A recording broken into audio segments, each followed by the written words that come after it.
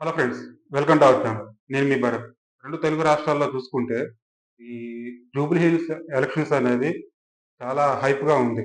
ఎక్కడ చూసినా అంటే నాట్ ఓన్లీ తెలుగు రాష్ట్రాలు, ఢిల్లీ లెవెల్లో కూడా చూసుకుంటే దీన్ని ఈ జూబ్లీ బైపాల్ ఎలక్షన్స్ అనేవి చాలా ప్రెస్టీజియస్గా తీసుకోవడం అనేది జరుగుతుంది. సో ఈ విషయాలపై మరింత లోతుగా విశ్లేషణ చేయడానికి మనతో పాటు ప్రముఖ పొలిటికల్ అనలిస్ట్ ఉదయ్ సింహారెడ్డి గారు ఫోన్ లైన్లో అందుబాటులో ఉన్నారు. సార్ని అడిగి మిగిలిన విషయాలన్నీ తెలుసుకుందాం. అన్న నమస్తే అన్న. నమస్తే భరత్. అన్న ఇప్పుడు చూసుకుంటే రెండు తెలుగు రాష్ట్రాల్లో కూడా ఎక్కువగా చర్చనీయాంశం జరుగుతుంది. ఎక్కువ రాజకీయ పార్టీలన్నీ ఎక్కువగా ఫోకస్ చేస్తుంది కూడా జూబ్లీస్ బైపాల్ ఎలక్షన్స్. సో అసలు ఎందుకని అంత ఎందుకు ఇంపార్టెన్స్ గా చూస్తున్నారు? అంటే ఈ జూబ్లీస్ ఎలక్షన్స్ అనేవి నెక్స్ట్ వచ్చే ఎలక్షన్స్ పై ఏమైనా ప్రభావం చూపిస్తాయి అనుకుంటున్నారా? డెఫినెట్లీ ఉంటాయి భరత్. ఇప్పుడు రాష్ట్ర ప్రభుత్వం కొన్ని సంక్షేమం చేయడంలో విఫలం అయిపోయింది. సో విఫలం జరుగుతున్న దానికి బిఆర్ఎస్ పార్టీ చేస్తున్న పోరాటానికి అక్కడ ఒక పరీక్ష అన్నమాట. ఆ పరీక్ష మేరకు అందులో బిఆర్ఎస్ గెలుస్తుందా, కాంగ్రెస్ గెలుస్తుందా అనే ఉత్కంఠతో రాష్ట్ర ప్రజలు ఉన్నారు. ఓకే, ఇప్పుడు చూసుకుంటే అన్న ఈ మీరన్నది ఓకే, ఏ పార్టీ చూసుకున్నా తెలంగాణలో అన్ని పార్టీలు కూడా ఎక్కువ వెళ్తున్న కనిపిస్తుంది. 42% రిజర్వేషన్ అనే నినాదాన్ని ఎక్కువగా ప్రజల్లోకి తీసుకెళ్లి ఓట్లు వేయించుకోవాలన్న ఒక ఐడియాలజీతో ఉన్నాయి. సో మీరు ఏమంటారు అసలు ఈ 42% అనేది అసలు ఏ విధంగా హెల్ప్ అవుతుంది? లేదా ఏదన్నా దానివల్ల యూజ్ ఉందంటారా, లేదంటే ఇంకా ఏమన్నా ఆ పేరుతోటి ప్రజల్ని మోసం చేస్తున్నారంటారా? ఇప్పుడు గత ప్రభుత్వాన్ని తీసుకుంటే ఎక్కడైనా కులంతో రాజకీయం చేయంగా మీరు చూసిరా? లేదు, నేనైతే చూడలేదన్న. పోనీ బీజేపీని తీసుకోండి, కులంతో రాజకీయం చేయడం ఎక్కడైనా చూసిరా? చూడలేదు. ఈ విభజించు పాలించు అనే సిద్ధాంతం కాంగ్రెస్. ఓకే ఓకే, ఈ విభజించు పాలించు అనే కాంగ్రెస్ బ్రిటిష్ వాళ్ళ నుంచి కాంగ్రెస్ నేర్చుకుంది. ఓకే, సో ఈ కాంగ్రెస్ ఏం చేస్తుందనంటే ఎప్పటికప్పుడు ఈ కులాలను విభజించడం, ఆ కులాల మధ్యలో చిచ్చు పెట్టడం, దాని తద్వారా రాజకీయ లబ్ధి పొందడం. ఇదే కాన్సెప్ట్ మేరకు ఈ మాస్టర్ ప్లాన్ ఎప్పుడు జరిగిందంటే బీసీ గురించి స్కెచ్ అనేది అసలు బిఆర్ఎస్ ప్రభుత్వం కోల్పోక ముందే జరిగింది, కాంగ్రెస్ ప్రభుత్వం రాకముందే జరిగింది. ఓకే, అప్పుడు వి హనుమంతరావు విహెచ్ ఉన్నాడు, ఆయన ఉన్నారు కదా హనుమంతరావు ఆల్రెడీ మేము డిస్కషన్ లో చెప్పిండు ఆల్రెడీ. అదే మీ రెడ్డోళ్ళే నారాబాయి ఎవడు ఎంతమంది వస్తారు ఎప్పుడు చూసినా, మళ్ళా రేవంత్ రెడ్డి టీపీసీసీ అంటారు, మా బీసీలకు లేదు, ఈసారి ఒక పెద్ద బీసీ ఉద్యమం చేయబోతున్నాం, మేము సోనియా గాంధీని కలుస్తున్నాం, రాహుల్ గాంధీని కలుస్తున్నాం అని వాళ్ళు అప్పుడే పంచాయతీ పెట్టారు. అది ఇప్పుడు లైవ్ లోకి వచ్చింది అంతే. స్క్రిప్ట్ వరకు అప్పుడే జరిగింది, ఎలక్షన్ల బిఫోరే స్క్రిప్ట్ వర్క్ వేసిర్రు. ఎలక్షన్ల తర్వాత ఇప్పుడు ఇది లైవ్ లోకి వచ్చింది. ఓకేనా, అంటే ఇప్పుడు చూసుకుంటే ఈ 42 రిజర్వేషన్ అనేది అంటే ఇప్పుడు 42% కాదు, 42 కాదు, 32 కాదు, 22 కాదు, 12 కాదు, లేదా 52 కాదు, 62 కాదు, 72 కాదు, ఎన్ని టూలు పెట్టుకున్నా బీసీ అనేది నెంబర్ 2. ఓకే, ఎందుకనంటే వీళ్ళు ఎప్పుడైనా నెంబర్ 2 అనే పొజిషన్ మనం ఇచ్చినా కానీ వాళ్ళు తీసుకోరు. కర్ణాటకలో ఒక పొజిషన్ ఇచ్చినామండి, ఎవరు బీసీకే ఇచ్చినాము. ఏం జరిగింది? కాంగ్రెస్ ప్రభుత్వానికే ఇచ్చిర్రు. ఎట్లాంటి పరిస్థితులు ఉన్నాయి మీరు చూస్తున్నారు కదా. ఇప్పుడు బీసీ అనేది, ఎస్సీ అనేది, ఎస్టీ అనేది కాదు, అన్ని కులాలు ఒకటి. కాకపోతే అది ఎప్పుడుదో పాతకాల పురాణ నాటకాలది కులాలని డివైడ్ చేసిర్రు.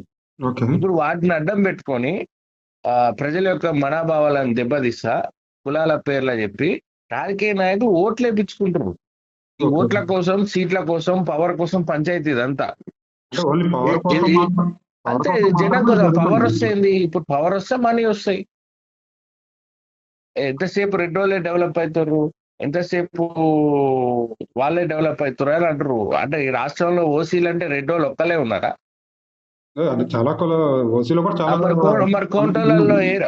మరి కోంటోళ్ళు ఉన్నారు. ఉమ్, కోంటలలో ఎంతమంది మినిస్టర్లు ఉన్నారు? వాళ్ళు కూడా ఓసీనే కదా. అవును ఓసీ. మరి కోంటోళ్ళల్లో ఎంతమంది పోలీస్ డీజీపీలు అయ్యారు? ఉమ్, అరే వాస్తవాలు మాట్లాడాలి. వాస్తవాలు లేని ఎందుకు? ఇప్పుడు 42% బీసీ రిజర్వేషన్, బీసీలలో ఎవడు వేసుకపోతాడు?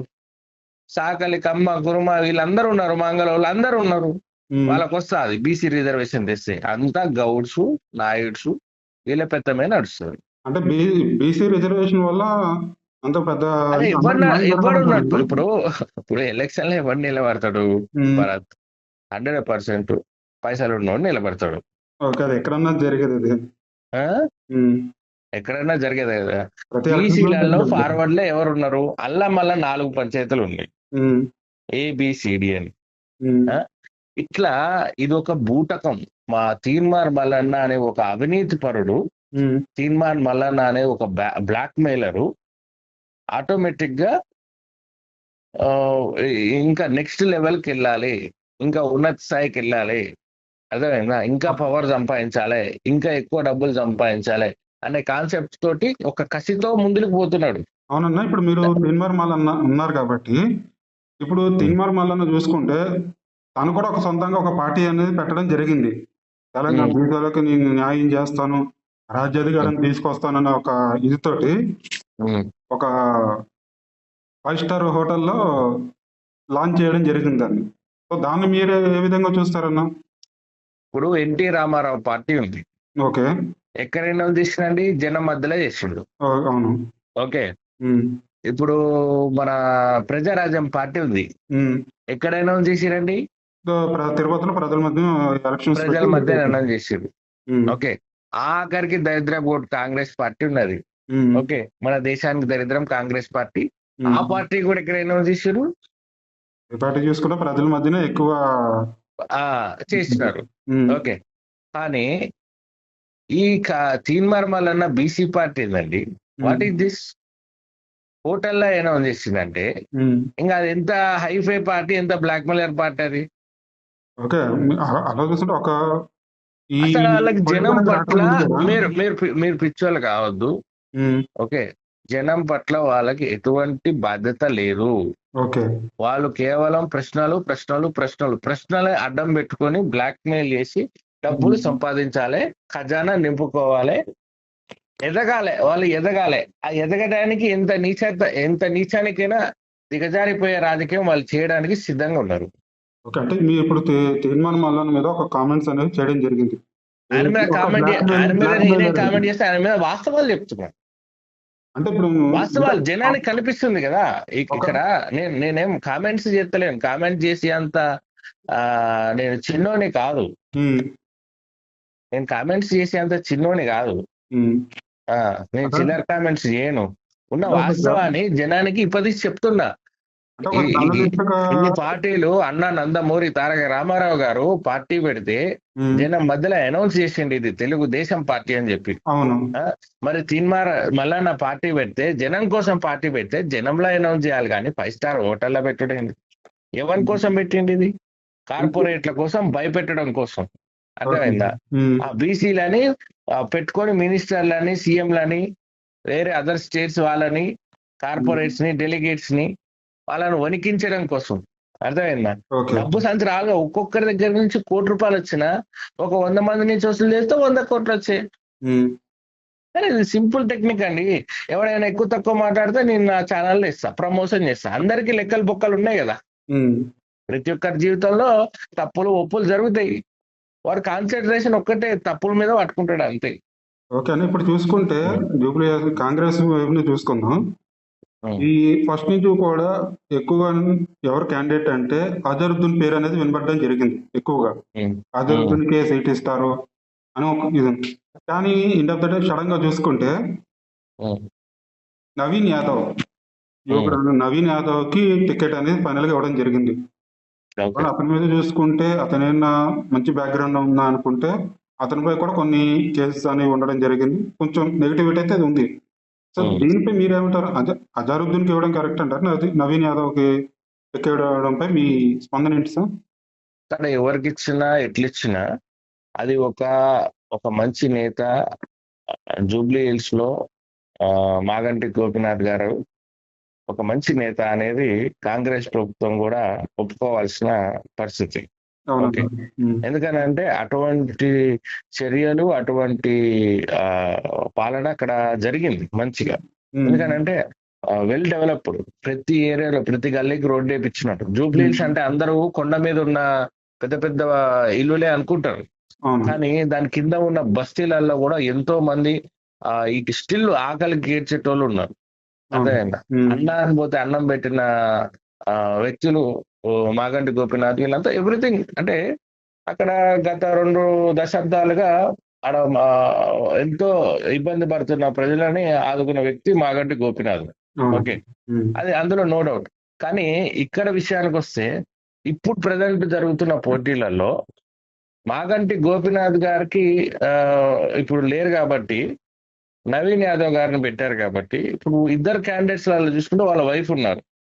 ఇప్పుడు వాళ్ళ వైఫ్ ని పెట్టి ఇప్పుడు గెలుస్తారు అని అంటే గెలిచిన తర్వాత ఏం చేస్తారు? జనానికి ఏం చేయగలుగుతారు? చేసే అవకాశాలు ఏమున్నాయి? ప్రభుత్వం లేదు కదా. ప్రభుత్వం అయితే లేదు కానీ బాగా ఇంపాక్ట్ అనేది కనిపించే అవకాశం ఉంది కదా. ఎవరైతే ఇంపాక్ట్ దివంగత నేత ఇంపాక్ట్ మాగంటి గోపీనాథ్ గారి ఇంపాక్ట్ లెగసీని ఇంపాక్ట్ తీసుకెళ్లే అవకాశం ఉంది కదా. ఇంపాక్ట్ కనిపిస్తుంది భరత్. కాకపోతే అక్కడ ఎవరైతే కార్పొరేట్స్ ఉన్నారో వాళ్ళకి ప్రభుత్వం తోటే కదా పని. ఎవరైతే కింద ఉన్నారో ఈ హైడ్రా అని ఇంకోటని ఇవన్నీ భయపెట్టారు కదా. వాళ్ళ ఇల్లు జోలికి రాకూడదన్న ఇదంతా ఒక మంచి సమయం కదా. ప్రతి ఇంటికి పోయి అరే మీ ఇల్లు కూల్చకుండా చూసుకుంటా, మీ ఇంట్లో అన్ననైతా, మీ ఇంట్లో దేవుణ్ణైతా అని చెప్పే డైలాగులు చెప్పే అవకాశం ఇప్పుడు దొరికింది కదా కాంగ్రెస్ పార్టీకి. దొరికింది. ఒకవేళ జనం మోసపోతే మళ్ళా కాంగ్రెస్ కి ఇస్తారు. ఓకే అండి, ఇప్పుడు మాగంటి జనం గోపీనాథ్ మోసపోకపోతే బీఆర్ఎస్ కి ఇస్తారు. ఓకే అండి, ఇప్పుడు మీరు మాగంటి గోపీనాథ్ గారు ఎవరైతే వైఫ్ ఉన్నారో ఆ టాపిక్ తీసుకొచ్చారు కాబట్టి ఒక మాట. ఎవరైతే మాగంటి సునీత గారు ఉన్నారో, అవునండి, సునీత గారు ఒక ఒక పబ్లిక్ మీటింగ్ లో భర్త ఎవరైతే ఉన్నారో దివంగత నేత మాగంటి గోపీనాథ్ గారిని తలుచుకొని ఆ టాపిక్ వచ్చినప్పుడు చాలా బాధపడి ఏడవడం అయితే జరిగింది. సహజంగా ఆవిడైనా కాదు, భర్త చనిపోతే ఎవరికైనా బాధ ఉంటది కదా, ఏ భార్యకైనా బాధ ఉంటది కదా. అలాంటి దానిపై కూడా ప్రస్తుత కాంగ్రెస్ మంత్రి ఏనా ఎమ్మెల్యేనో లేదా కార్పొరేటర్ అన్నారంటే ఒక అర్థం ఉంది. ఎంతో ఎక్స్పీరియన్స్ ఉన్న పొన్నం ప్రభాకర్ దాన్ని కూడా కొంచెం ఎలాగంటే ఒక విమర్శలు చేయడం అనేది జరిగింది. కేవలం సింపతి కోసమే అలా ఏడుస్తున్నారు అన్న ఒక మాట్లాడడం అయితే జరిగింది. సో ఆయన అలా మాట్లాడడం ఎంతవరకు కరెక్ట్ అంటారు? ఇప్పుడు ఆమె వాస్తవానికి ఆమె అక్కడ బాధతో ఏడ్చింది. ఓకే, ఎవరైనా ఏడుస్తారు, కానీ జనం ముందుకు వచ్చినప్పుడు ఒక లీడర్ అన్నప్పుడు ధైర్యంగా ఉండాలి. వాస్తవం అది. ఓకే, ఇప్పుడు ఎవరైనా సరే. కాకపోతే కొంత రీసెంట్ గా జరిగింది కాబట్టి ఆ సడలింపు మేరకు ఆమె ఇంతమంది జనాన్ని చూసి, వాళ్ళ యొక్క ప్రేమను చూసి, పార్టీ యొక్క ఆదరణను చూసి, అయ్యో మా ఆయన లేడే అనే ఒక బాధ మళ్ళీ కలుగుండొచ్చు స్టేజ్ మీద. ఒక లీడర్ అన్నాక ధైర్యంగానే ఉండాలి మరి. ఓకే, ధైర్యంగా ఉంటే ఇంకా ధైర్యంగా ఎదుర్కొన్నట్టే అయిపోతుంది కదా. ఇప్పుడు ఆమె ఏడవలేదు అని అంటే ఏడవలేదని మళ్ళీ అదొక పంచాయతీ. ఆమె భర్త మీద ఇంత ప్రేమ లేదు అందుకే ఏడవలేదని మళ్ళీ అదొక పంచాయతీ చేస్తారు. ఈమెకి ఆయనకి ఇది లేదు అది లేదని ఏదో పంచాయతీలు పెట్టి పుల్లాలు పెట్టి రాజకీయం దిగజారే రాజకీయం చేస్తుంది మళ్ళా కాంగ్రెస్. ఇప్పుడు ఏడ్స్ ప్రేమ ఉన్నాయి, ఆమె ప్రేమ ఉన్నది కాబట్టి ఏడుపు వచ్చింది. ఆ ప్రజలను చూసి, పార్టీ ఆదరణ చూసి సునీత గారికి అక్కడ కన్నీరు రావడంలో తప్పేముందండి? వాళ్ళని చూస్తుంటే అక్కడ మన ప్రియతమ నాయకుడు కేటీఆర్ గారు ఉన్నారు, హరీష్ రావు గారు ఉన్నారు, వాళ్ళే కన్నీరు పెట్టుకునే పరిస్థితికి వచ్చింది. వాళ్ళని చూసి అక్కడ ఆయన నమ్ముకొని ఎంతో మంది జనం ఉంటారు. ఆయన చనిపోతే ఒక సునీతమ్మ గారు కాదండి అక్కడ ఏడ్చేది. అక్కడ వచ్చిన ప్రజలు కూడా ఆయన నమ్ముకున్న ప్రజలు ఉంటారు. వాళ్ళ కన్నీటిని చూసి కూడా కన్నీరు వచ్చే అవకాశం సునీతమ్మ గారికి ఉంది కాబట్టి ఆమె ఏడ్చింది. దాంట్లో దిగజారు రాజకీయం చేస్తే తప్పే. ఇక వాళ్ళని ఏమంటారు అనేది జనానికి వదిలేయాలి. ఓకే. ఇప్పుడు చూసుకుంటే అన్న ఇప్పుడు కాంగ్రెస్ పార్టీ అధికారంలోకి వచ్చిన తర్వాత మేము చాలా ఉమ్, డెవలప్ చేశాము. హ్మ్. చాలా చెరువుల్ని కబ్జాలు కాకుండా కాపాడాము అని ఒక ఇది ఉంది. చాలా చోట్ల చెప్పుకుంది. కానీ ఇప్పుడు చూసుకుంటే రీసెంట్‌గా మనకి వర్షాలైతే చాలా ఎక్కువగా రావడం జరిగింది హైదరాబాద్‌లో. దానివల్ల ఉమ్. జంట ఏవైతే రిజర్వాయర్‌లు ఉన్నాయో దానివల్ల విపరీతమైన వరదలైతే వచ్చి ప్రజలు చాలా మంది ఇబ్బంది పడ్డారు.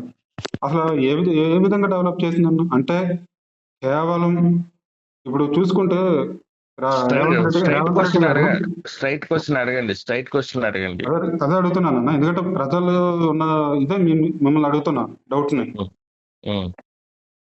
మూసీ ప్రక్షాళన అనేది అంటున్నారు ఈ మధ్యన. అంటే మూసీ ప్రక్షాళన ఏ విధంగా చేశారన్న? చూసుకుంటే వరదలు వచ్చి చాలా మంది ఇబ్బంది పడ్డారు కదా! ఇప్పుడు అది ఏం ప్రభుత్వం డెవలప్ చేశారు దానివల్ల?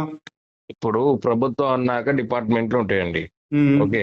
ఒక్కొక్క డిపార్ట్మెంట్ ఒక్కొక్క అభివృద్ధి రంగానికి సంబంధించో, ఒక పాలక రంగానికి సంబంధించో, హ్మ్. ఒక వ్యవస్థకు సంబంధించో ఉంటది. ఒక హ్మ్. సిస్టమ్ బేస్డ్ గా ఉంటది. ఓకే. హ్మ్. రేవంత్ రెడ్డి గారు ముఖ్యమంత్రి అయిన తర్వాత ఒక్క రంగానికి కూడా కలుపుగోలుగా వెళ్ళట్లేదు. హ్మ్. ఓకే. హ్మ్. ఆయన కలుపుగోలుగా వెళ్తున్న ఏదైనా ఉంది అంటే అది రాజకీయ నాయకులు, మినిస్టర్లు, ఎమ్మెల్యేలను కలుపుకోలుగా వెళ్తున్నారు. హ్మ్. కానీ సిస్టమ్స్ ని కలుపుగోలుగా వెళ్ళట్లేదు. ఓకే. ఓకే. హ్మ్. హైడ్రా అనే అదొక కరోనా కాదు, అదొక కరోనా కంటే బీభత్సమైన భయంకరమైనది. ఓకే. అర్థమైందా? హ్మ్. కేవలం ఇక్కడ సిటీ ప్రజలు ఆ నరకాన్ని అనుభవించినారు. ఓకే. అవును. హ్మ్. ఎంతమంది ఇల్లులు కూల్చేసారంటే నిర్దాక్షిణ్యంగా కూల్చేసినారు. ఓకే. హ్మ్. హ్మ్. ఎంతో మంది ఏడ్చినారు, రోడ్డున పడ్డారు, వాళ్ళ బతుకులు బస్ స్టాండ్ అయినాయి, బ్యాంకులలో లోన్లు ఉండి ఎల్పీలు అయిపోయి మళ్ళీ జీవితంలో ఇంకో ఇల్లు కట్టుకుందామని కూడా లోన్ వచ్చే పరిస్థితి లేనిది హ్మ్. దిగజారుడు రాజకీయం కాంగ్రెస్ పార్టీ రేవంత్ రెడ్డి గారి వల్ల హ్మ్. ముందుకు తీసుకొచ్చింది. ఆ దరిద్రాన్ని అంతా ఎవరు పెట్టుకున్నారండి? భస్మాసు రాష్ట్రం ఎవరి నెత్తి మీద పెట్టుకున్నారు? ఆ నెత్తి మీద పెట్టుకున్నాడు ఫైనల్ గా. హ్మ్. వాడే చచ్చిపోయింది కదా. ఇప్పుడు జనం కూడా ఏం చేశారంటే ఆ దరిద్రాన్ని పోయి ఓటేస్తున్నారు. అవును. ఓటేసిన దానికి ఏడుస్తున్నారు. సరే, మళ్ళీ ఒక అవకాశం వచ్చింది జూబ్లీ హిల్స్ ద్వారా. హ్మ్. మళ్ళా కాంగ్రెస్ కేస్తే అది ఏమవుతుంది అనేది జనం అర్థం చేసుకోవాలి. ఓకే. ఓకే. అంటే ఇక్కడ ఒకవేళ కాంగ్రెస్ వేయకుండా బీఆర్ఎస్ కేసారు అనుకో, ఒక వాయిస్ స్ట్రాంగ్ గా వినిపించినట్టు మీ పరిపాలన బాలేదు, హ్మ్. సరి చేసుకోండి, సరి చేసుకోండి, మీ పరిపాలన బాలేదని ఒక స్ట్రాంగ్ వాయిస్ ఇవ్వడానికి బాగుంటది. ఓకే. అంటే ఇప్పుడు ఒక లేదు లొంగిపోయి హ్మ్.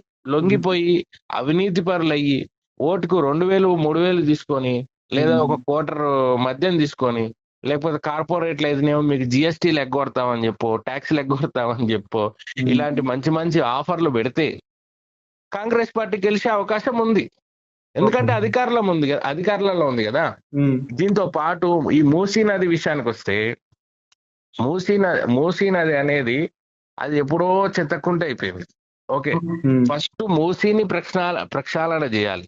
మన హ్మ్. ట్యాంక్ బండి తీసుకోండి, అందులోకి ఎన్ని వ్యర్థాలు వదులుతున్నారు. అవును. ఓకే. అవునా? అటు సైడ్ వెళ్ళాలంటేనే కూడా చాలా ఇబ్బంది ఆ పడుతున్నారు జనాలు. ఆ దానికే దిక్కు లేదు. ఇక మూసీ నది పేరు చెప్పి 100 కోట్లు, ఈ గట్టిగా మాట్లాడితే 100 కోట్లు ఆ మూసీ నది కాంట్రాక్ట్ పేరు మీద మేము బాగు చేసినాం అనే కాన్సెప్ట్ పేరు మీద హ్మ్. వాళ్ళు 100 కోట్లు ఖర్చు పెట్టినట్టు బిల్లులు చూపించి అవినీతి చేసినారు. అంటే ఇప్పుడు మూసీ అది మళ్ళీ ప్రక్షాళన అది ఏం మళ్ళీ మన ప్రభుత్వం వస్తే హ్మ్. అది మన ప్రభుత్వం వస్తే 100% బయటికి తీస్తుంది. ఓకే. మూసీ మూసీ నది ప్రక్షాళన అనేది ఒక స్కామ్. ఓకే. ఓకే. ఆ ఫ్రీ బస్ అనేది ఒక స్కామ్. ఫ్రీ బస్సులలో ఆ లేడీస్ బస్సులు ఎక్కుతున్నారబ్బా, హ్మ్. టికెట్లు కొడుతున్నారు. ఆ హ్మ్. ఇంతమంది ఎక్కిర్రని ఏమైనా గ్యారంటీ ఉందా? టికెట్లు వాళ్ళ ఇష్టం. ఇప్పుడు 100 టికెట్లు దిగినాయి అనుకో, 200 టికెట్లు రాస్తున్నారు. హ్మ్. రాసి ఏం చేస్తున్నారు అక్కడ? 200 టికెట్ రాసి ఆర్టీసీ డిపోకి సబ్మిట్ చేస్తున్నారు. హ్మ్. టికెట్లు వాళ్ళ చేతిలో కొట్టడమే కదా ఆ! బస్సులో. అవునండి. ఇప్పుడు ఒక 50 మంది ప్యాసింజర్లు వచ్చిన దగ్గర 100 మంది రాస్తున్నారు. హ్మ్. అప్పుడు ఏమైతుంది? ఒక ₹1,00,00,000 బిల్లు రిలీజ్ అయితే ఇంకో ₹1,00,00,000 ఎక్స్ట్రా రిలీజ్ అవుతుంది. హ్మ్. ఆ ఎక్స్ట్రా అసలు అవసరం ₹1,00,00,000 ఎడిపోతుంది.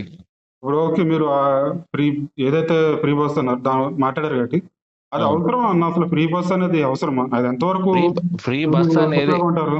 అదే అంటున్నాను, ఫ్రీ బస్ అనే దానికి హ్మ్. రవాణా శాఖ సంబంధించింది. హ్మ్. ఆ రవాణా శాఖ ఒక సపరేట్ మినిస్టర్ ఉండాలి. హ్మ్. ఆ? ఇప్పుడు మన దగ్గర పొన్నం ప్రభాకర్ ఉన్నాడు. హ్మ్. పొన్నం ప్రభాకరే కదా రవాణా మంత్రి. ఉమ్, పొన్నం ప్రభాకర్ ఉన్నారు. ఉమ్, పొన్నం ప్రభాకర్ రవాణా శాఖ ఉన్నప్పుడు ఆ శాఖకి సంబంధించి ట్రాన్స్పరెంట్ గా ఈ రోజు ఎంతమంది వస్తున్నారు ఏందనేది మనకు తెలియాలి. ఉమ్, ఇప్పుడు జనం ఇక్కడ ఉన్న జనము మేము పబ్లిక్ ఫేర్ కట్టడానికి మేము సిద్ధంగా ఉన్నామని చెప్పినప్పుడు ఉమ్, వీళ్ళు ఫ్రీ అని పెట్టడంలో వీళ్ళ ఉద్దేశం ఏంది? వేరే అవకాశం లేదు దోసుకోవడానికి. ప్రభుత్వ సొమ్ముని దోసుకోవడానికి వేరే అవకాశం లేక ఫ్రీ అని చెప్తారు.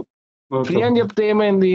ప్రజలు ఎవరు పట్టించుకోడు ఇంకా దాని గురించి, ఆ సర్వీస్ గురించి ఉమ్, పట్టించుకోకపోయేసరికి మాకైతే ఫ్రీ ఇస్తున్నారు కదా వాళ్ళ జోలి పోకండి అన్నట్టు ఉంటది పరిస్థితి. సో ఇప్పుడు ఆటోమేటిక్ ఏం జరుగుతుంది అంటే ఒక 100 టికెట్లు దగ్గర 200 టికెట్లు కొట్టి ఆ 100 టికెట్లు స్కామ్ చేస్తారు. ఉమ్, ఇది అవకాశం ఉంది. ఈ అవకాశాన్ని జరుగుతుంది కాంగ్రెస్ ప్రభుత్వంలో, ఈ దుర్మార్గం అనేది జరుగుతుంది కాబట్టి ప్రజలకు కూడా అవగాహనకు వస్తారు ఇక ఖచ్చితంగా. వాళ్ళు చేసిన మిస్టేక్ ని మళ్ళీ రెక్టిఫై చేసుకుంటారు, కాంగ్రెస్ ని మళ్ళీ ఎల్లగొడతారు. ఓకే, ఇప్పుడు ప్రజెంట్ జూబ్లీ హిల్స్ లో మాత్రం అధికారంలో ఉంది కాబట్టి నేను వాస్తవాలు, నేను జస్ట్ ఎనలిస్ట్, నేను ఏ పార్టీకి సంబంధించిన వాడిని కాదు కాబట్టి చెప్తున్నా. ఓకే, ఓకే అన్న. ఇప్పుడు చూసుకుంటే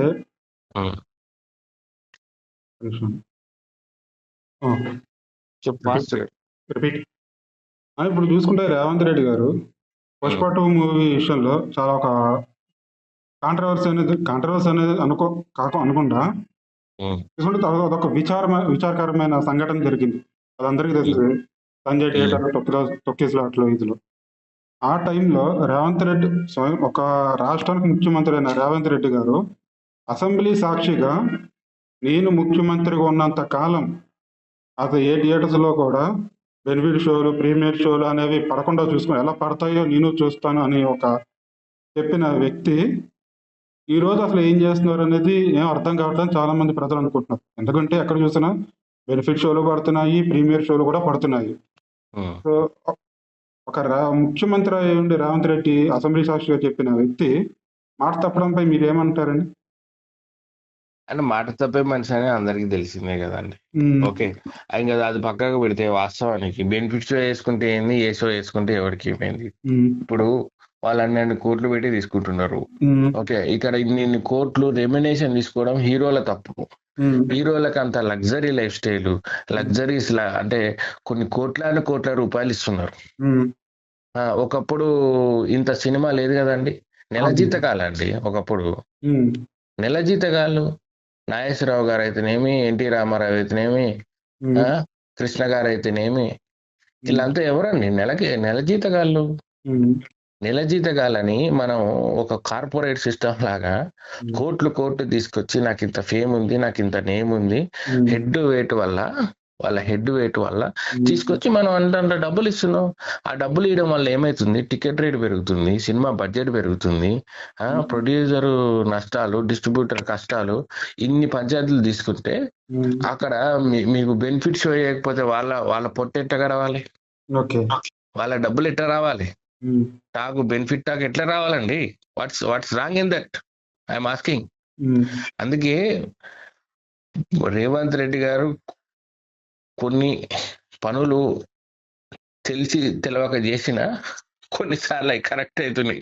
అదేమంటారు కదా, జరిగేది జరగక మానదు అన్నట్టు ఆయన కూడా ఆపడానికి బెనిఫిట్స్ అది వాళ్ళ ఇష్టం, వాళ్ళ సినిమా వాళ్ళ ఇష్టం. అసలు రాజ్యాంగం ప్రకారం ఎవడు ఏ టైంలో అయినా ఏదైనా అమ్ముకోవచ్చు. నైట్ లో అమ్ముకోవచ్చు, పగళ్ళు అమ్ముకోవచ్చు, నైట్ అమ్ముకోవచ్చు. అది మన ఇష్టం. మనం లా అండ్ ఆర్డర్ అడ్డం వస్తుంది కాబట్టి మనం నైట్ 10 వరకు క్లోజ్ చేయండి షాపులు అని చెప్పి మనం చెప్తున్నాం. కానీ చేయాల్సిన అవసరం లేదు. అమ్ముకోవాలంటే అమ్ముకోవచ్చు. సేమ్ అట్లనే థియేటర్ కూడా లా అండ్ ఆర్డర్ వల్ల మనం మిడ్ నైట్ షో వేయట్లేము. అదే కొన్ని ఫెస్టివల్స్ మిడ్ నైట్ షో వేస్తారు కదా. పర్మిషన్ అంటే ఏంది? అక్కడ లా అండ్ ఆర్డర్ అనేది స్టాప్ చేస్తుంది కాబట్టి మళ్ళీ ఆ స్టాపింగ్ కి పర్మిషన్ తెచ్చుకొని మనం వేసుకుంటున్నాం. ఈ బెనిఫిట్ షో కూడా అంతే. నువ్వు బెనిఫిట్ షో కాదు, నువ్వు తెల్లారులు వేసుకో, నేను అడిగేటోళ్ళు లేదు. కాకపోతే నీకు పర్మిషన్ ఉంటే సరిపోతుంది. ఆ పర్మిషన్ గవర్నమెంట్ కి సంబంధం. గవర్నమెంట్ అంటే is for the people, of the people, by the people. Public K benefit show కావాలని అడుగుతుంటే who is the CM? CM ఎవరండి అడ్డుపడడానికి? అంటే సీఎం అడ్డుకట్ట వేయలేరు అంటారా ఈ ఆయన బెనిఫిట్? పర్సనల్ అండి, అది ఆయన పర్సనల్ ఇచ్చుకున్నాడు స్టేట్మెంట్. పబ్లిక్ అడగలే కదా బెనిఫిట్ షో ఆపమని. పబ్లిక్ అడిగిందా బెనిఫిట్ షో ఆపమని? బెనిఫిట్ షోకి ఒక ఫిలిం స్టార్ వస్తే అక్కడ సెక్యూరిటీని ప్రొవైడ్ చేయమని అడుగుతున్నారు. అక్కడ తొక్కిసలాట జరగకుండా చర్యలు తీసుకొని జనాన్ని జాగ్రత్తగా చూసుకోండి, జనాన్ని మంచిగా చూసుకోండి, కన్న బిడ్డల్లాగా చూసుకోండి అని జనం కోరుకుంటున్నారు. అది కాకుండా మేము కాన్వాయ్లలో దిగుతాం, మేము రోడ్డు మీద పోతే మీరు అందరూ ట్రాఫిక్ రెడ్ లైట్ సిగ్నల్ వేసుకొని ఆగండి గంటలు గంటలు. ఈ ప్రజలు కోరుకోవట్లేదండి. అర్థమైందా? ప్రజలు కోరుకునేది ఏంటంటే మంచి లైఫ్ స్టైల్, మంచి ఏమంటారు కంఫర్టబుల్ లైఫ్, ప్రశాంతమైన లైఫ్, ఫ్రీడము. ఇదే ప్రజలు కోరుకునేది. సంపాదించుకునేటువంటి అవకాశం, సంపాదించుకుంది ఖర్చు పెట్టేటువంటి అవకాశం కూడా. ఓకేనా? అది ఇప్పుడు చూసుకుంటే ఒక విచారకరం మొత్తం దేశం మొత్తం విచారించాల్సిన ఒక సంఘటన అనేది జరగడం జరిగింది. అదే సుప్రీంకోర్టు ప్రధాన న్యాయమూర్తి అయిన గవాయిపై ఒక న్యాయవాది, జూనియర్ న్యాయవాది కూడా కాదు, ఎంతో అనుభవం ఉన్న ఒక సీనియర్ న్యాయవాది షూతో దాడి చేయడం అనేది జరిగింది. సో దాన్ని మీరు ఏ విధంగా చూస్తారన్న? అది సమంజసమే కదా. ఏ విధంగా అంటే ఇప్పుడు లీగల్ గా తీసుకుంటే లీగల్ ఇప్పుడు రాజ్యాంగం ఎవరు రాసిండు? ఎవరు రాశారండి? అంబేద్కర్. ఇంత సీనియర్ జర్నలిస్ట్ అంబేద్కర్ రాసినట్టు నువ్వు? ఇది అబ్సల్యూట్లీ రాంగ్. అంబేద్కర్ కాదు రాసింది, 286 మంది కలిసి రాశారు రాజ్యాంగం. వాళ్ళు ఎన్నుకోబడ్డది ఎవరి చేత? ప్రజల చేత. ఓకే, అంటే ఫైనల్ గా డ్రాఫ్టింగ్ చేసింది అంబేద్కర్ అండి. అంటే ప్రధాని ఎక్కువగా దాని ఇప్పుడు నేను ఒక్కొక్క డిపార్ట్మెంట్ నేనండి, నేను మీకు తెలియదు ఎందుకేనంటే మీ అవగాహన లేదు. మీ పుస్తకాలన్నీ కూడా అంబేద్కర్ అని మీకు ఇది చేసినారు. ఎక్కడ ధర్నాలు చేసిన అంబేద్కర్ రాజ్యాంగ రచయిత అని చెప్పేసి మీకు రాజ్యాంగం రాసింది అంబేద్కర్ గారు కాదంటారా? 100% కాదు, 100% కాదు, 100% కానే కాదు. డామ్ షూర్ అది చెప్తున్నా కదా, విత్ ప్రూఫ్స్ నేను చెప్తా. అదే మీకు అది అందులో సందేహం ఏం లేదులే. కానీ 286 మంది కలిసి ఆ రోజు కూర్చొని ఒక్కొక్కరు ఒక్కొక్క డిపార్ట్మెంట్ వేసుకుని ఆ డిపార్ట్మెంట్ లో వచ్చిన ప్రతి రిపోర్ట్ ని, ఫైల్ ని గ్యాదర్ చేసి దాన్ని అంబేద్కర్ గారికి ఇవ్వడం జరిగింది. చదువుకున్నాడు కావాలి కదా ఒకడు లాయరు. మరి ఆయన మీరు చూస్తలేరా? ఎక్కడికి పోయినా కానీ సంఖలో ఫైల్ పెట్టుకొని తిరుగుతాడు. ఆ ఫైల్స్ ఏంది ఒక్కొక్క డిపార్ట్మెంట్ కలెక్ట్ చేసుకోవడం అనమాట. ఫైనల్ గా బొమ్మ ఏమైందనంటే ఆ ఫైల్స్ తీసేసి రాజ్యాంగం పెట్టేసారు సంఖలో. ఆ రాజ్యాంగం ఫైనల్ డ్రాఫ్ట్ చేసేసి ఆ లాస్ట్ మొత్తం అన్ని డ్రాఫ్టింగ్లన్నీ ఒక దగ్గరికి ఏర్పాటు చేసుకొని ఆ సంఖలో ఫైల్ ఆ రాజ్యాంగం పట్టుకుని ఆ రోజు వచ్చినాడు పార్లమెంట్ కి. ఆ వచ్చిన క్లిక్ ని ఆయననే రాసినారని చెప్తే ఎట్లా అండి? యువతలు ఉన్న 286 మంది రెడ్ ఫ్లవర్సా అని నేను అడుగుతున్నా. అది తప్పు. సరే, ఇప్పుడు ప్రశ్న అది కాదు కదా. చెప్పిన ప్రశ్న ఏంది? గవాయిపై దాడిని మీరు ఏ విధంగా చూస్తారు? ఇప్పుడు ఈ దేశం, ఈ భూమి, ఓకే, ప్రజల విశ్వాసం ఏందనంటే సనాతన ధర్మం. ఓకే, కృష్ణుడు కంటే ముందు రాముడు. ఓకే, ఇక చాలా అవతారాలలో వాళ్ళ విశ్వాసాలు చాలా బలంగా గట్టిగా ఉన్న దేశం, ఏకైక దేశం ఏదైనా ఉందంటే ఇది భారతదేశం. అటువంటి దేశంలో ఒక రాముణ్ణి అవమానించే విధంగా ఒక చీఫ్ జస్టిస్ ప్రవర్తించినాడు అని అంటే, విశ్వాసాలకి అనుగుణంగా ప్రవర్తించి ఆయన చీఫ్ జస్టిస్ అవ్వాలంటే కూడా ఈ గ్రంథాలని తిరగేసి ఇక్కడికి రావాలి. అంటే ఒక సెక్యులర్ వేలో ఆయన ఉండగలుగుతానే ఆ పొజిషన్కి వెళ్ళగలుగుతాడు. ఓకే, అటువంటి అంటే ఆయన చదువుకున్న చదువే తప్పిగా ఆయన అలా ప్రవర్తించాడంటే ఆయనకి ఎవడు ఉద్యోగం ఇచ్చిందో తెలియదు. మరి చీఫ్ జస్టిస్ చేశారు, అందుకే నేను దాడి చేశాను అదే అంటున్నా. ఎప్పుడైతే అలాంటి వ్యక్తి వెన్ సమ్ జడ్జిమెంట్, ఒక జడ్జి పొజిషన్ లో ఉన్న వ్యక్తి జడ్జిమెంట్ ఇచ్చేటప్పుడు వన్ సైడెడ్ గా ఇవ్వరు, బోత్ సైడ్ చూసి జడ్జిమెంట్ ఇస్తారు. ఆయన జడ్జిమెంట్ ఇవ్వలేదు, ఆయన స్టేట్మెంట్ ఇచ్చిండు.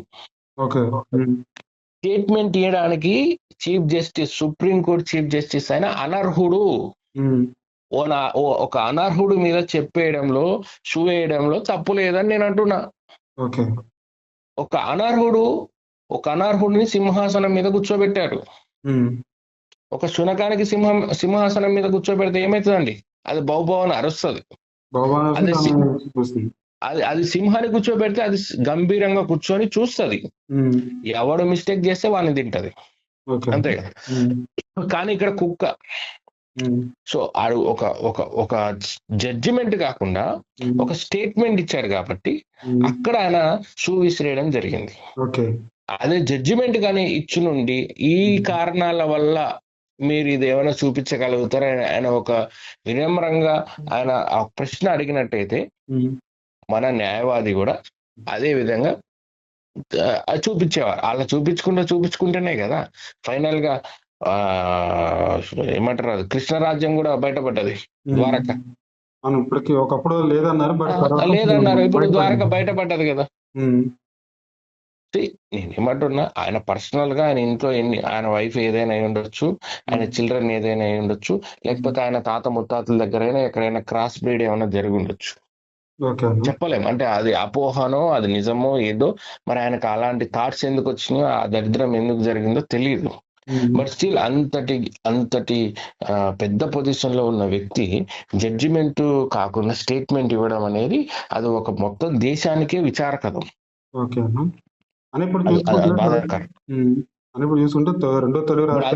అదే మాట ఒక అల్లా గురించి ఏమను, అదే మాట ఒక జీసస్ గురించి కుర్చీ ఉంటదా? వేరే కులాల గురించి అయితే మాట్లాడరు కదా. అదే చీప్ మైండ్ అండి, ఇట్స్ ఎ చీప్ మైండ్. అది చీఫ్ జస్టిస్ కాదు, cheap justice. Okay, he's not a chief justice, he's a cheap justice. అంతే కదా. ఓకే, చూసుకుంటే ఇప్పుడు రెండు తెలుగు రాష్ట్రాల్లో కూడా మరొక చర్చనీయాంశం టాపిక్ అయితే జరుగుతుందమ్మా. అదే చూసుకుంటే మాజీ ముఖ్యమంత్రి వైఎస్ జగన్ గారి కూతురు ఎవరైతే ఉన్నారో తనను కూడా ఇప్పుడు రాజకీయాల్లోకి తీసుకొస్తారు అన్న ఒక టాపిక్ నడుస్తుంది. అది కూడా ఎందుకు అంటే, మనం రీసెంట్ గా చూసుకుంటే వైఎస్ షర్మిల గారి కొడుకు వైఎస్ రాజారెడ్డి త్వరలోనే రాజకీయాల్లోకి అరంగేట్రం చేస్తారని ఒక న్యూస్ అయితే వచ్చింది. సో దానికి అపోజిషన్ గానే ఇప్పుడు వైఎస్ జగన్ గారి కూతురిని కూడా తన కూతురిని రాజకీయాల్లోకి తీసుకొస్తారని చర్చ జరుగుతుంది. సో ఇప్పుడు ఆవిడది చాలా చిన్న ఏజ్. సో ఈ టైంలో వైఎస్ జగన్ గారి కూతురిని రాజకీయాల్లోకి రావడం కరెక్ట్ అంటారా? ఇప్పుడు వైఎస్ జగన్ గారి కూతురు రాజకీయాల్లోకి వస్తారా రారా అనేది వాళ్ళ కుటుంబానికి సంబంధించిన విషయం. ఓకే, జనం ఎవరు కూడా రండి అని చెప్పి ఎవరు పిలవలేదు. ఓకే, రావద్దు అని చెప్పి ఎవరు ఆపరు. అది మన ప్రియతమ నాయకుడు, దివంగత నేత, మన ముఖ్యమంత్రి, ఆయన ముఖ్యమంత్రి ఉండగానే పోయారు కాబట్టి ముఖ్యమంత్రి అని అనాలి. ముఖ్యమంత్రి వైఎస్ రాజశేఖర్ రెడ్డి గారి ఓకే వారసత్వంలో జగన్మోహన్ రెడ్డి గారి పరిపాలన జరిగింది, మనం చూసినాం. దాని తర్వాత ఆయనకి కొడుకులు లేరు, ఉన్నదల్లా ఇద్దరు కూతుర్లు, వర్ష, హర్ష. ఓకే, సో ఎవరు వస్తారు, ఏమొస్తారు, నెక్స్ట్ చరిత్ర ఏంది అనేది ఎవరికి తెలియదు. జగన్మోహన్ రెడ్డి గారు కూడా హాఫ్ సెంచరీ దగ్గరలో ఉన్నారు. ఓకే, ఈ హాఫ్ సెంచరీ క్రాస్ అయినప్పుడు నెక్స్ట్ లీడర్షిప్ ని పార్టీకి అందివ్వడం అనేది వాళ్ళ బాధ్యత. వాళ్ళని నమ్ముకొని ప్రజలు ఎంతో మంది ఉంటారు, కొన్ని లక్షల మంది ప్రజలు ఉంటారు. వాళ్ళకి ఈయన తర్వాత ఇప్పుడు అకాల మరణం జరిగింది రాజశేఖర రెడ్డి గారికి.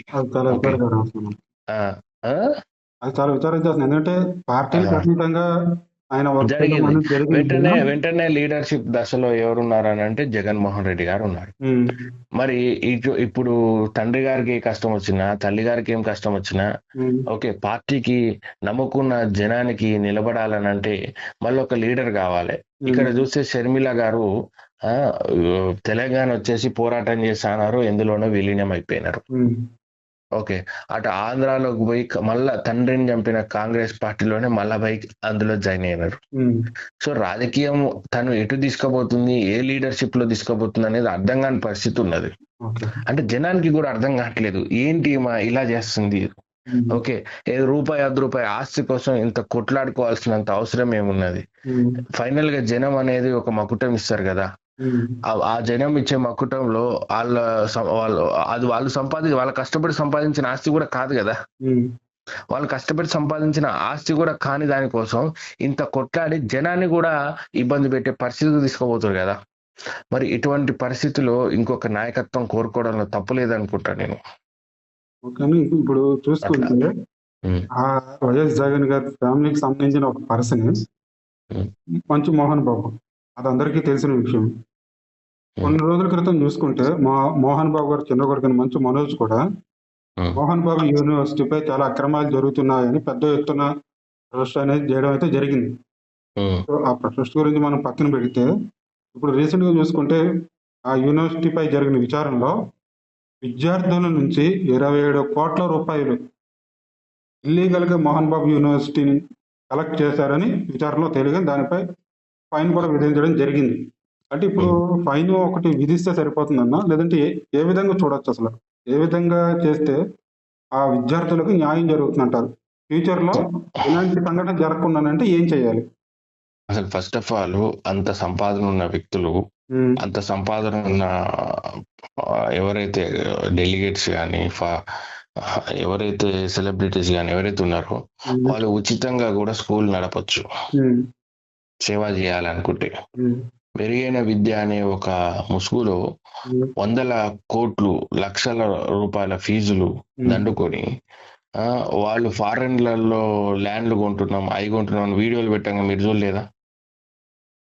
చాలా చాలా న్యూజిలాండ్ లో ఇంత పెద్ద ల్యాండ్ కొంటున్నాం, విష్ణు కొంటున్నాడు అని చెప్పేసి పెట్టినారు కదా వీడియో. అవునన్నా మరి పెట్టడం ఇది జరిగింది. ఇలాంటి ఫీజుల దగ్గర మేము నాణ్యమైన విద్య అందిస్తామని చెప్పి ఇలాంటి ఫీజులతోటే కదా వాళ్ళు సొమ్ములు వెనకేసుకున్నది. అవునన్నా. విద్యని అమ్ముకుంటున్నారండి, విద్యని అమ్ముకుంటున్నారు. అమ్ముకోవడంలో కూడా ఏంటంటే దిగజారిపోతున్నారు. దాంట్లో విద్యలో లగ్జరీ చూపిస్తున్నారు. ఓకే, ఒక క్రమశిక్షణ కలిగిన విద్యకి, ఒక లగ్జరీ గల విద్యకి తేడాలు ఉంటున్నాయా లేవా? ఉంటాయన్నా.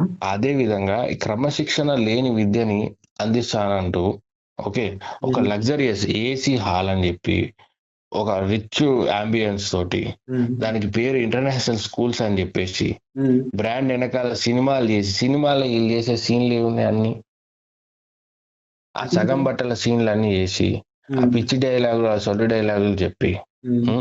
ఏమనంటే దానికి ఒక దేవుని అడ్డం పెట్టి, ఉమ్. ఆ బాబా ఈ బాబా అని చెప్పి జనాన్ని నమ్మించి రెడ్ ఫ్లవర్స్ చేస్తున్నారండి. సో నేను ఒక ఒక ఒక మంచు ఫ్యామిలీ గురించి నేను అనట్లేదండి. ఇట్లాంటి ఇప్పుడు నారాయణ తీసుకోండి, శ్రీ చైతన్య తీసుకోండి, నిజంగా చెప్తే అయితే ఆ గొర్రెల షెడ్ నయం వాళ్ళకంటే.